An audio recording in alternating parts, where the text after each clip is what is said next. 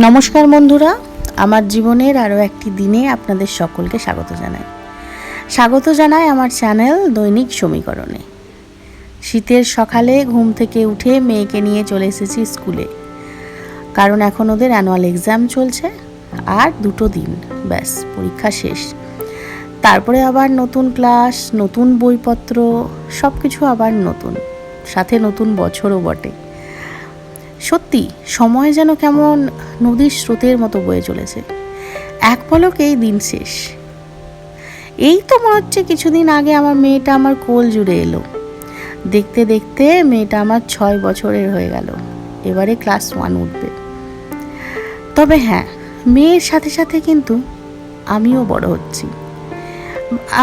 আমি আবার সেই যে লাইফটা, স্কুল লাইফটা আবার এনজয় করছি। আর এই সব কিছুই কিন্তু মেয়ের জন্য।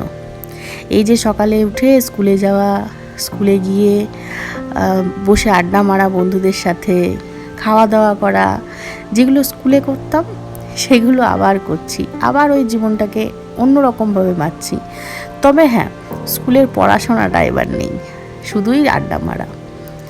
তারপরে বাড়ি ফিরে যে নিত্যদিনের কাজগুলো করতে হয়, রান্নাবান্না, তারপরে নিত্যদিনের যে পরিষ্কার করা, মেয়ের স্নান টান করানো, বাড়িঘর পরিষ্কার করা, মানে নিত্যদিনের যে কাজগুলো একজন থাকে একটা হোম মেকারে, সেই সমস্ত কাজগুলো করার যে এনার্জিটা, সেটা কিন্তু সকালবেলার ওই আড্ডা থেকেই আসে।